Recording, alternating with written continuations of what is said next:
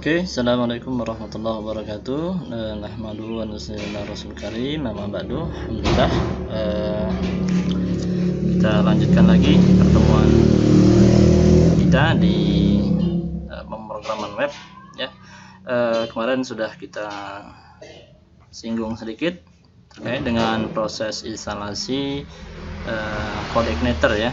Kemarin kita sudah coba untuk instalasi CodeIgniter dan berhasil ya, untuk instalasi CodeIgniter yang kemarin. Nah, sekarang kita akan lanjutkan terkait dengan materi kita ya. Namun sebelum kita ke prakteknya, ke yang bagian teknis, kita akan berkaitan atau sering nanti menggunakan controller ya sebagai akses, seperti yang model MVC yang sudah Bapak jelaskan kemarin. Seperti yang sudah disebutkan ya pada materi sebelumnya, bahwa peranan controller sangat penting di sini. Controller itu bertugas menangani HTTP request ya, atau request yang masuk, yang datang, kemudian menentukan apa sih yang harus dilakukan oleh si atau request tersebut intinya. Nah, kita mesti tahu dulu definisinya apa sih controller itu ya. Kalau kita merujuk kepada webnya si CodeIgniter ya, kita coba cari definisinya terkait dengan controller. Nah, apa sih controller itu ya?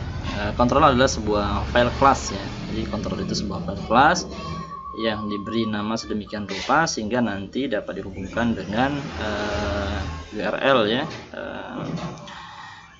Kemudian contohnya yang seperti yang kemarin ya, kita buka dulu untuk submit teksnya. Nah, jadi sebuah controller sebuah kelas ya, nanti akan mengidentifikasi sebuah kelas, kemudian juga nanti akan membuat sebuah function atau metodenya, kemudian juga nanti di bagian function atau metode ya, ada yang namanya parameter. Nah, sekarang kita coba lagi bagaimana sih kita buat controller ya. Kita masuk ke bagian controller, kita buat sebuah file ya. Ini sedikit yang berbeda, kita buat controller namanya nanti adalah block ya. Kita buat dulu saving, nama controllernya kita buat misalnya block ya, block.php.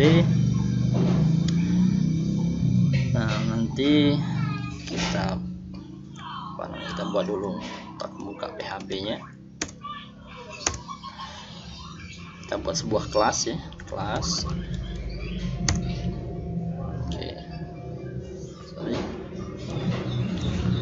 kelas namanya block ya, block. Kemudian kita extend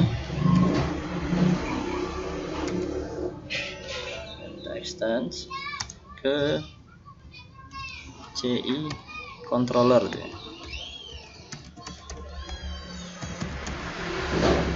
CI controller.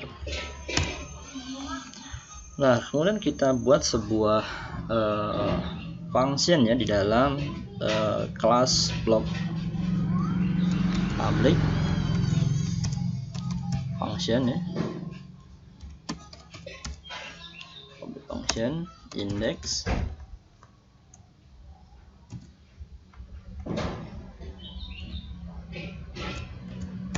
kita kurung, kemudian kita kasih sebuah pesan ya, pesannya halo, salam saja ya, assalamualaikum, selamat belajar coordinator ya. Baik, nah, sekarang kita coba panggil ya kelasnya. Kemarin kita sudah coba di sini, namanya blok ya, index php blok ya. Nah, assalamualaikum, kemudian selamat belajar coordinator gitu ya. Selamat belajar coordinator. Nah, di sini kita buat sebuah kelas tadinya, sebuah kelas namanya blok, kemudian dia assign ke controller, dan di dalam blok ini kita buat sebuah public function namanya index ya. Nah, itu bagaimana kita membuat sebuah controller ya. Mudah-mudahan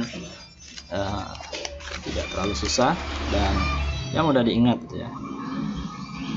Kemudian yang perlu diperhatikan adalah penulisan nama kelas gitu ya. Penulisan nama kelasnya jauh lebih besar. Kemudian juga jangan lupa kita extendkan ke CI controller karena kita buat controller. Nah, kalau kita nanti bermainnya ke model, maka nanti extendnya itu ke CI model ya. Nah, sekarang kita akan coba buat sebuah function ya. Kalau index itu adalah default dari si controllernya si coordinator gitu ya. Tanpa kita tuliskan index itu dia akan tampil. Nah, sebenarnya di sini ada namanya index gitu ya, function index gitu. Nah, sekarang kita coba buat lagi sebuah function ya, sebuah function. Misalnya kita kasih nama sebuah functionnya komentar gitu ya. Komentar public function, kemudian kita kasih nama komentar ya, komentar ya. Jangan lupa kurung kurawa dan echo. Hai, ini adalah fungsi atau function atau metode ya, metode dengan nama komentar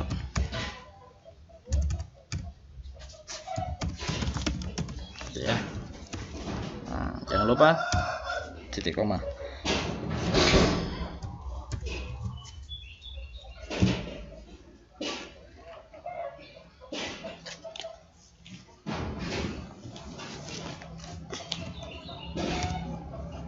Oke, kita coba saving, kemudian kita akses di index block, kemudian kita tulis komentar. Baik, nah ini adalah sebuah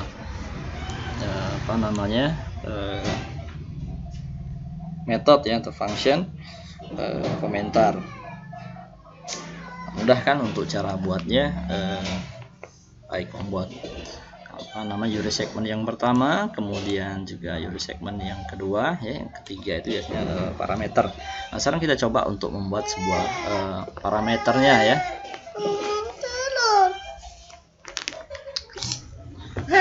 Parameter ya. Nah, sekarang kita coba untuk membuat sebuah parameternya. Di bagian bawah ya, kita tambahkan saja di sini ya. Nah, kita buat sebuah parameter di bagian komentarnya.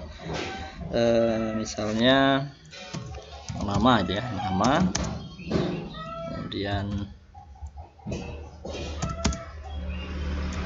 komentar itu.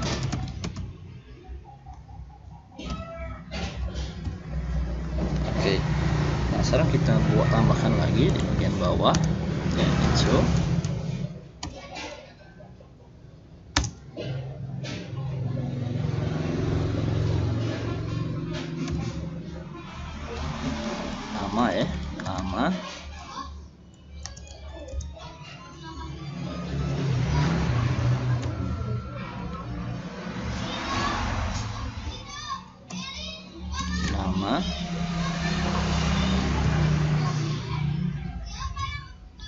kemudian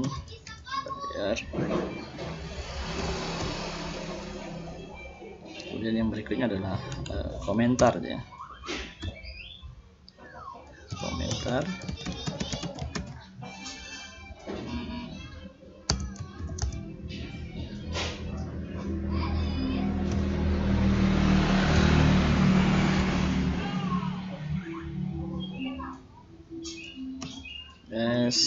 Komentar. Oke. Nah,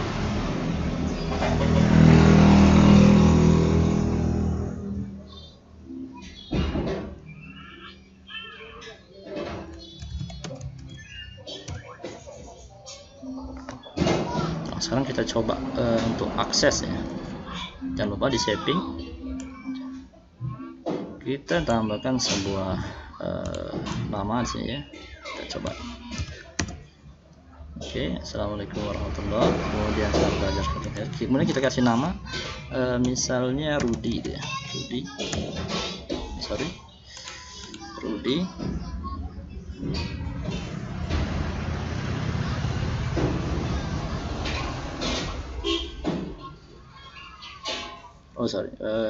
Jangan lupa function dulu kita panggil komentar ya. Komentar ya. Oke, komentar, kemudian kita kasih nama Rudy. Nah, di sini ada nama Rudy ya. Kemudian kita tambahkan sebuah komentarnya, selamat datang Rudy misalnya.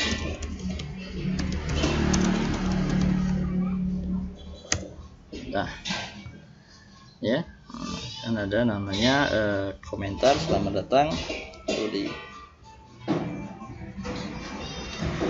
Nah, ini cara pembuatan atau pengaksesan sebuah URL ya, URL segment yang pertama, kemudian yang kedua, dan parameter ya. Atau misalnya yang pertama adalah sebuah kelasnya, kemudian yang kedua adalah sebuah method atau function, kemudian yang ketiga ini ada sebuah parameter ya. Parameter nanti bisa berubah-ubah untuk parameter itu sendiri, biasanya untuk mengidentifikasikan data ya yang akan kita load gitu ya. Nah, teman-teman bisa mencoba cara pengaksesan baik itu URL segment yang pertama ya, yang kedua, kemudian juga untuk parameternya. Nah, silahkan dicoba terlebih dahulu ya. Baik, kita akan coba membuat sebuah function lagi ya, supaya nanti mudah dipahami. Nah, untuk kali ini kita coba menggunakan sebuah operator ya untuk membuat sebuah functionnya. Nah, di sini saya tambahkan sebuah function ya, kita buat public function, kemudian namanya misal penjumlahan ya, penjumlahan, buat sebuah variabelnya, variabel A misalnya, nilai A ya, sama dengan, kemudian nilai B ya. Oke, jangan lupa kurung kurawa, kita buat outputnya dulu, echo.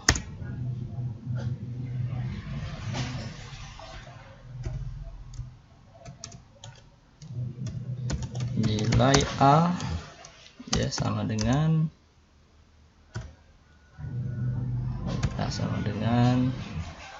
SA, buat baris baru BR, kemudian buat sebuah nilai lagi, nilai B ya, nilai B. Nah, sekarang kita coba cek gitu ya. Nah, di sini tadi kita kasih namanya komentar ya, sekarang kita ganti fungsinya menjadi penjumlahan. Oke. Nah, nilainya adalah A masih kosong, B masih kosong. Nah, ini kita tambahkan misalnya 4 ya. Kemudian kita tambah 5. Baik, nah sekarang kita lakukan perhitungan, misalnya menjumlahkan antara nilai A dengan nilai B. Nah, silahkan buka lagi, kita buat sebuah penjumlahan ya. Kita buat variabel misalnya hasil gitu ya, sama dengan SA ditambah SB ya. Nah, variabel A plus B adalah nanti nilai yang akan dimasukkan ke dalam parameter gitu ya. Jadi misalnya parameternya kita buat 4 ditambah 5, kemudian dia akan secara otomatis nanti akan menambahkan nilai A ditambah nilai B. Nah, sekarang kita buat outputnya, hasilnya echo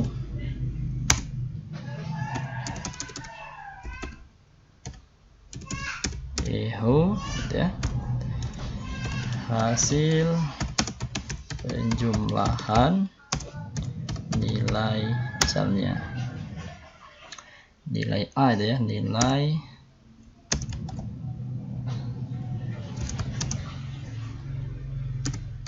A, variabel A, kita kasih keterangan plus ya, kemudian SB variabel B, kemudian kita kasih keterangan BR ya. Oke. Nah, kemudian kita coba simpan, kita coba panggil ya, reload. Oke, nah sekarang sudah keluar hasil penjumlahannya, nilai adalah nilai 4 ditambah 5. Nah, tinggal kita tambahkan hasilnya di sini.